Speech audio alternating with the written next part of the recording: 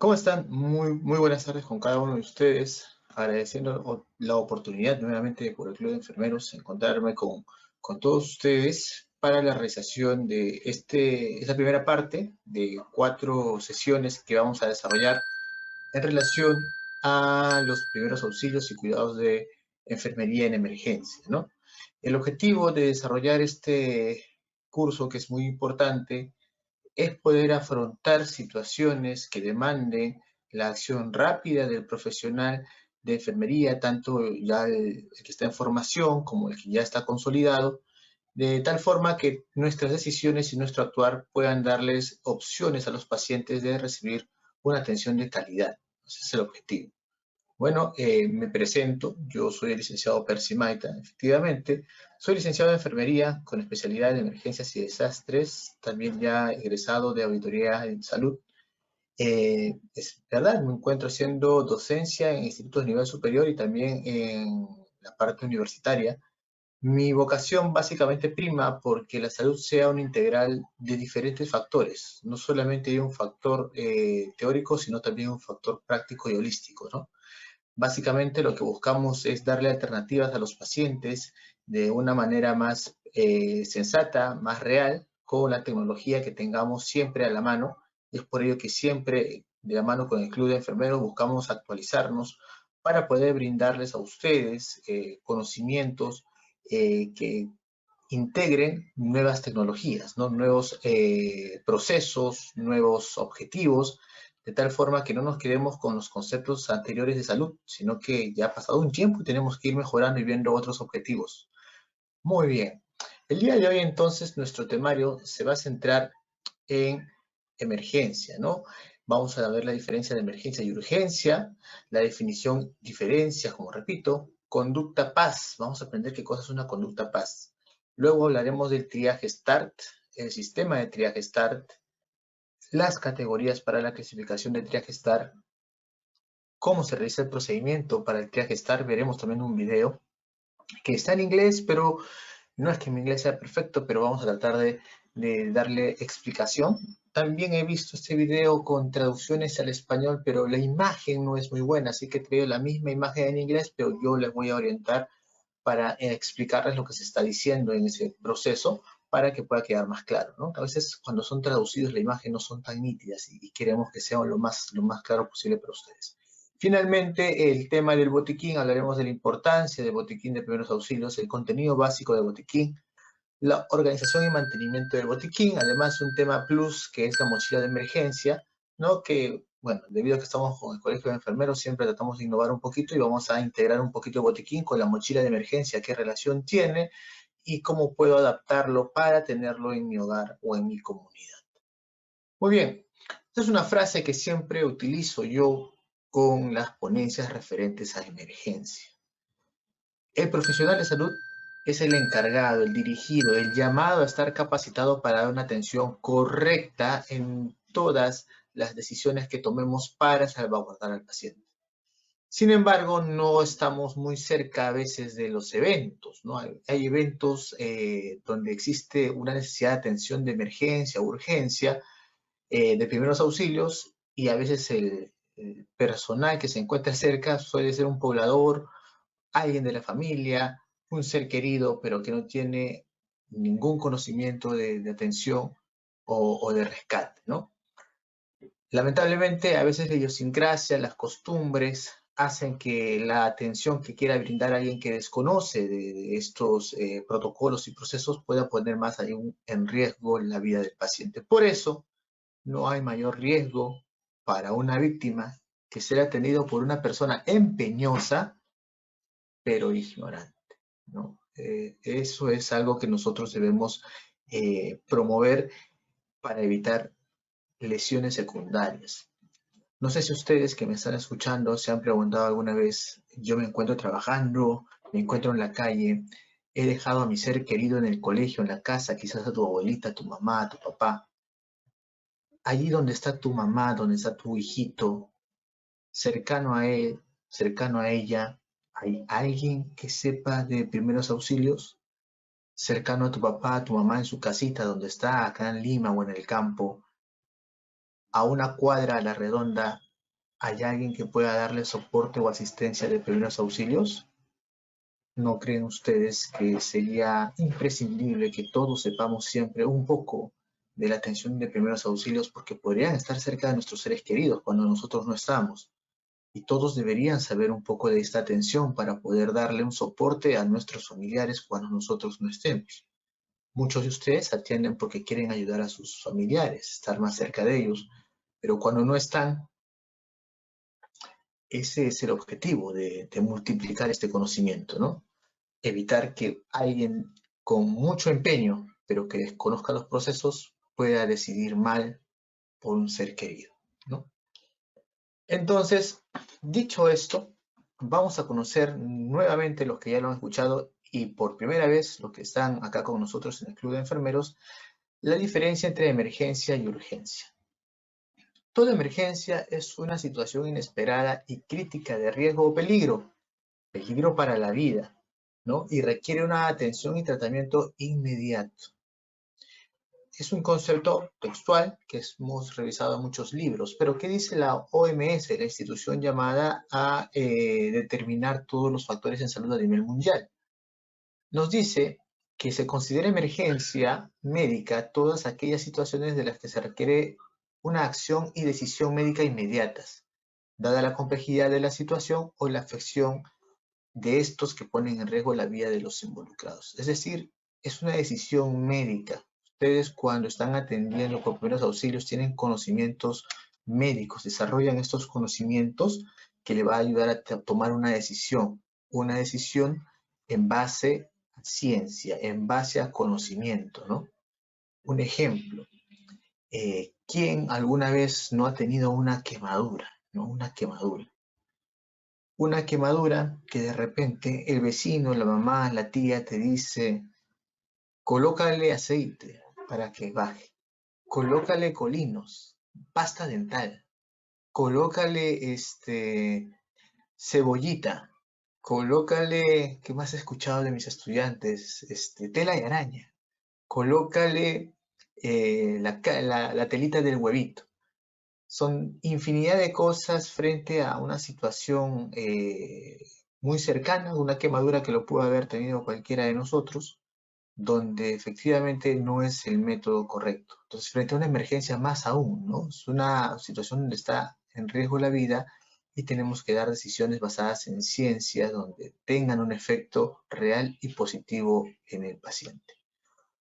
Mientras que una urgencia es una situación de salud que se presenta de forma inesperada, al igual que una emergencia, o sea, súbito, repentino, pero su principal diferencia radica en que no existe un riesgo o amenaza para la vida, ¿no?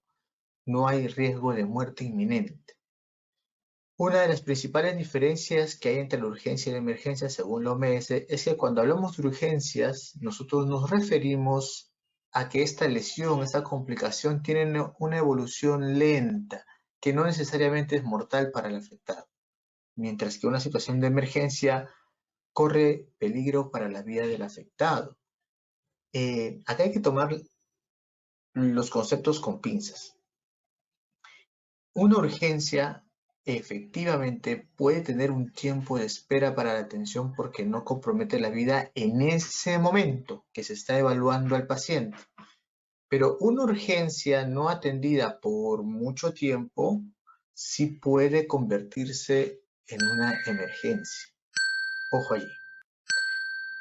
Una urgencia es una situación repentina que pone en riesgo la vida del paciente y tiene que ser atendido de inmediato. Una urgencia también es una acción repentina que no pone en riesgo la vida del paciente y su tiempo de atención puede demorar.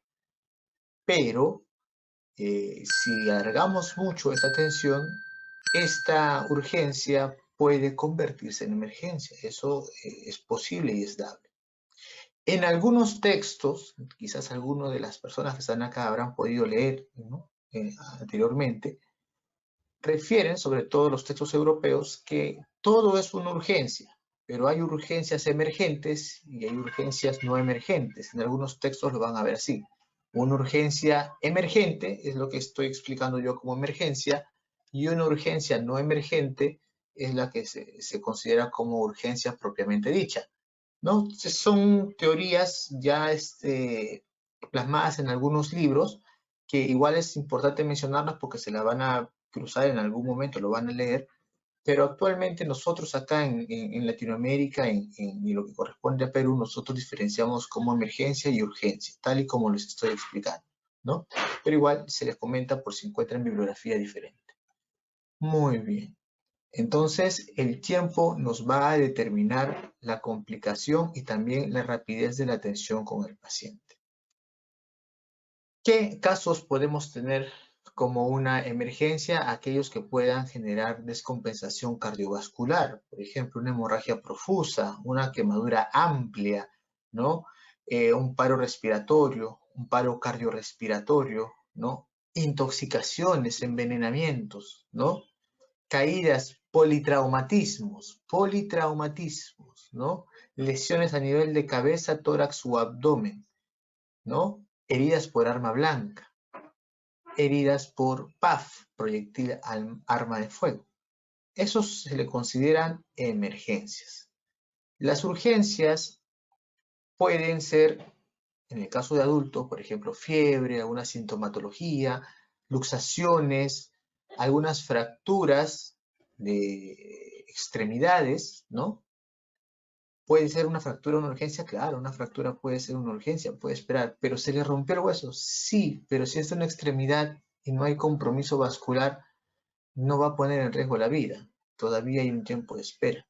Pero si son varias fracturas y sobre todo están presentes en el tórax, en la cabeza, ¿no? Esas fracturas sí son múltiples, son politraumatismos y pueden comprometer órganos vitales. Entonces allí sí se le puede considerar emergencia.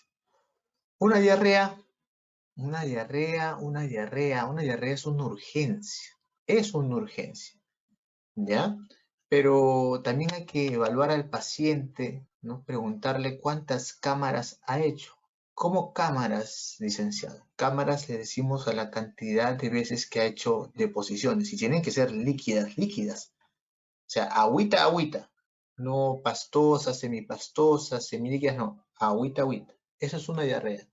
Y para que se le considere como tal, ya completamente diarrea, tiene que ser por lo menos, en 12 horas, mínimo unas 5 a 4 veces. O sea que una sola deposición líquida no es diarrea, no, no es diarrea. Diarrea es la pérdida de líquidos por frecuentes deposiciones líquidas, por ejemplo. Y una sola no la convierte en diarrea. Tiene que tener de 4 a 5. ¿Por qué? Porque la diarrea es una urgencia, pero si la diarrea supera, por ejemplo, más de 10 deposiciones líquidas confirmadas, estamos hablando de una posible deshidratación y eso ya la vuelve una urgencia, porque vamos a ver el corazón taquicárdico, vamos a verlo hipotenso al paciente, palidez, bajo llenado capilar, entonces ya lo vuelve una emergencia.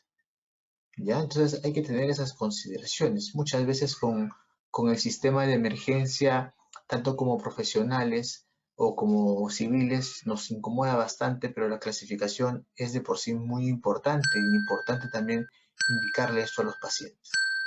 Un enfermero o una enfermera especialista en emergencias y desastres tiene el deber y la responsabilidad justamente de asistir inicialmente a la clasificación de pacientes, un trabajo que en realidad no es tan sencillo, porque clasificar a los pacientes es de suma importancia saber cuáles deben ser ingresados como urgencias, cuáles como emergencias y una serie de clasificaciones que vienen detrás de ello. Una mala clasificación del paciente puede llevar a una decisión equivocada. Una decisión equivocada puede comprometer la vida del paciente. Por eso, los valores que debe tener el enfermero, sobre todo en emergencia, es comunicarse asertivamente con el paciente, más allá de estar 11, 10 horas de corrido trabajando, hasta el último minuto la comunicación debe ser clara para no perder datos importantes de lo que nos quiere decir el paciente y poder clasificarlo. Ser prudente, ser responsable, debe tener formación en valores, sobre todo al momento de comunicarse, y así como ustedes deben actualizarse, ¿no? Un enfermero actualizado es un enfermero que ama lo que desea, que busca siempre ser mejor, ¿no? También no podemos obviar algunas otras características que se debe tener dentro de la profesión, ¿no? Como por ejemplo credibilidad, que tu trabajo, que vuestro trabajo sea uno de los trabajos más resaltantes, ¿no? Por tu credibilidad. Inteligencia emocional, no exasperarse, vamos a encontrar pacientes de todo tipo, desde los pediátricos hasta los adultos mayores, desde los familiares que te pueden entender a los familiares que no te van a entender, ¿no? Y tienes que tener un momento de una pausa mental y evitar explotar con ellos, ¿no? En la mayoría de casos. En otros sí son muy amables, pero para ello el personal tiene que tener inteligencia emocional, saber organizar tu tiempo y, bueno, siempre va a haber ratos, momentos para bromear, ¿no? No podemos estar constantemente estresados tampoco, ¿no? Lo que se conoce bastante como síndromes de estrés emocional en muchos pacientes, perdón, en muchos de los enfermeros, ¿no? Los pacientes ya vienen estresados y nos comparten un poquito de ese estrés a veces. Muy bien. En la parte clínica tenemos los triajes clínicos, ¿ya? Y los más utilizados a nivel nacional es el triaje Manchester, aunque actualmente hay algunas clínicas de alta gama que se encargan de atenciones de pacientes que son muy demandantes, ¿no? Llamémoslo así, de una atención más exclusiva, utilizan el sistema ESI, que es el índice de severidad de emergencia. Voy a explicar a continuación de qué consiste cada uno de ellos. El triaje Manchester, interpretado con los colores rojo, naranja, amarillo, verde y azul, clasifica a los pacientes priorizando la gravedad y la urgencia de casos. Básicamente indica horas de atención dependiendo de lo que haya encontrado en su evaluación el licenciado o el personal que va a asistir al paciente en emergencia. Si, por ejemplo, evalúa los signos vitales, todos están dentro de lo normal, no hay riesgo de pérdida de conciencia y viene por un malestar que ya tiene varios días que no lo puede calmar, se le considera no urgente y puede esperar hasta 4 horas. Acá están las faringitis, las amigdalitis, pequeños dolores de cabeza con un diagnóstico anterior, acá está, ¿no? El verde es para evaluaciones donde el paciente manifiesta que efectivamente ya hay una molestia, hay un malestar reciente, ¿no? Que ha intentado ya calmarlo de manera oportuna en casa, pero que no ha tenido éxito. Al momento de evaluar encontramos un signo vital alterado, ¿no? Entonces el paciente pasa a verde con 2 horas de espera. En el color amarillo tenemos a las evaluaciones donde el paciente frecuentemente tiene un diagnóstico previo, no es hipertenso, es diabético, ¿no? Y ha sucedido alguna descompensación metabólica dentro de él. Y se evidencia también alteración de uno o dos signos vitales. El paciente aún puede depender de sí mismo, pero ya aparecen otras características como el dolor. El dolor es una de las características más recurrentes ya en los amarillos. Tiempo de espera 60 minutos. En los que son de color naranja, ¿ya? También una de las características es que pueden llegar acompañados. Puede que ellos no narren su situación, sino que el acompañante lo narre, ¿no? Están conscientes, hay dolor, hay 2 o más signos vitales alterados, ¿no? Y su atención debe ser inmediata, entre los 10 a 15 minutos. Acá tenemos problemas de apéndice, por ejemplo, apendicectomías, ¿no? Algunos dolores lumbares muy intensos, ¿no? Contusiones severas, ¿no? Cuadros asmáticos, ¿no? Van en naranja. Y en rojo, usualmente una de las características es que no lo narra el afectado. Siempre hay un tercero que narra o alguien que está acompañando porque el afectado ya está perdiendo o ha perdido la conciencia. Los signos vitales están alterados, ¿no? Hay inestabilidad en la parte neurológica y se evidencia que en algún momento este pacientito, debido a la caída de los signos vitales, podría perder la vida. Este pacientito no puede esperar y se le da la atención inmediata, se le clasifica como rojo. Esto en triaje Manchester, cuando se utiliza, ayuda a poder clasificar el orden de atención, ¿no? En el caso del índice de severidad de emergencia, el ESI, se tiene que capacitar e ir más allá el profesional que va a realizar este tipo de triaje, porque tiene que conocer más la emergencia. No lo puede hacer una persona novel o novata en la emergencia, tiene que hacerlo a alguien que ha tenido un cierto tiempo dentro de la emergencia, porque desde el triaje va a empezar a soslayar, a sospechar, a crear en su imagen, en su cabecita, de cuántos recursos puede utilizar este paciente. Ya no diagnostica, no da tratamiento, pero según lo que narra el paciente, la persona que hace triaje ESI puede pronosticar cuántos recursos va a utilizar. Por ejemplo, el ESI 5 será atendido cuando exista un cupo disponible y se entiende que son pacientes que solamente van a recibir consulta médica por emergencia. No van a recibir ningún tratamiento inyectable, no van a tomarse ningún examen de laboratorio, no se van a tomar ninguna imagen. Por ejemplo, una faringitis, volvemos con lo mismo. Una faringitis solamente es evaluado por el médico. Muchas veces no necesita un tratamiento endovenoso, no le van a tomar muestras de sangre por una faringitis, no va a venir una interconsulta de un otorrino por una simple faringitis, no le van a hacer imágenes radiográficas por una faringitis. Básicamente solo es la consulta médica. Entonces se le tría como ESI 5. El ESI 4, urgencia menor, depende bastante de solamente un recurso, que va a ser el tratamiento. O sea, dentro de la emergencia va a recibir la consulta médica y un tratamiento, un inyectable endovenoso, intramuscular, ¿no? Es el que va a recibir, ¿no? Allí tenemos, por ejemplo, dolores lumbares, ¿no? Leves. Tenemos allí la clasificación de cefaleas recurrentes, ¿no? Va a recibir un tratamiento y se va. En la ESI 3 va a recibir tratamiento y un examen adicional de laboratorio o de imágenes, ¿no? Va a recibir un examen adicional. Por ejemplo, un paciente con anemia, ¿no? Un paciente con anemia que llega a atenderse, a usted la entrevista, lo ve pálido, está hipotenso, ¿no? Le narra que efectivamente ya está hace un buen tiempo con esas características, usted sabe que definitivamente a ese paciente le van a tomar una prueba de sangre. Ya es un recurso.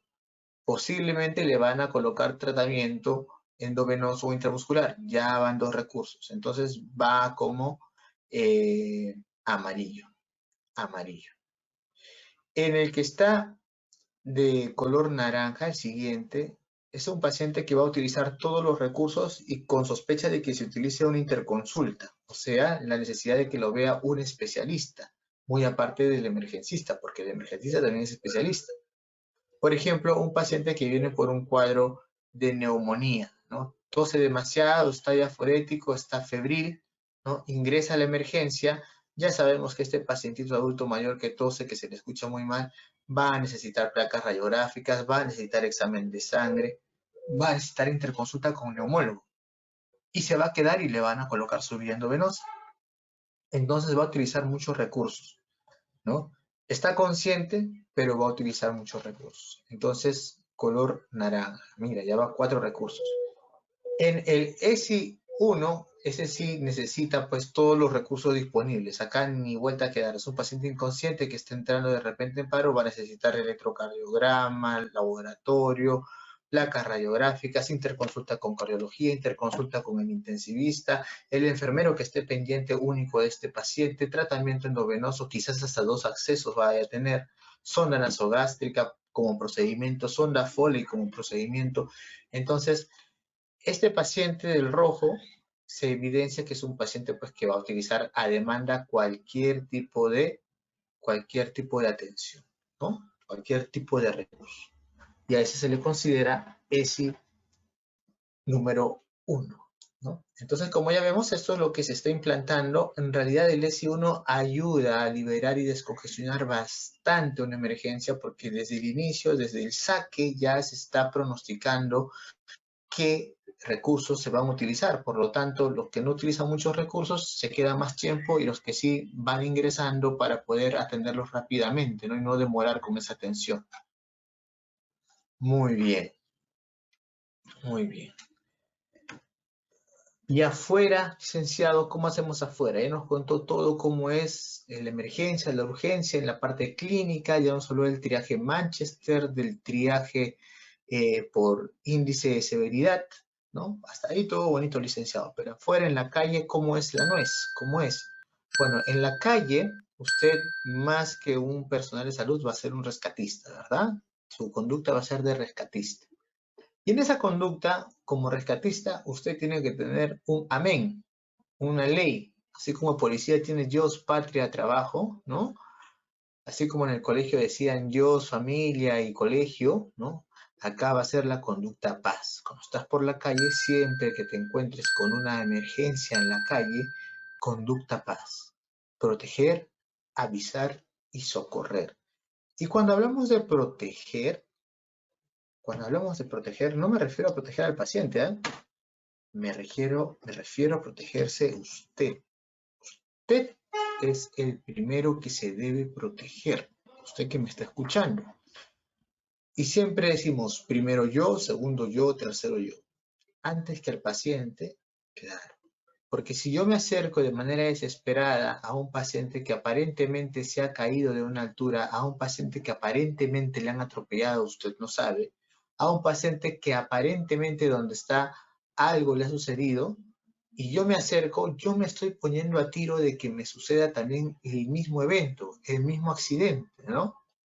Si el paciente se ha golpeado con algo en la cabeza y está al borde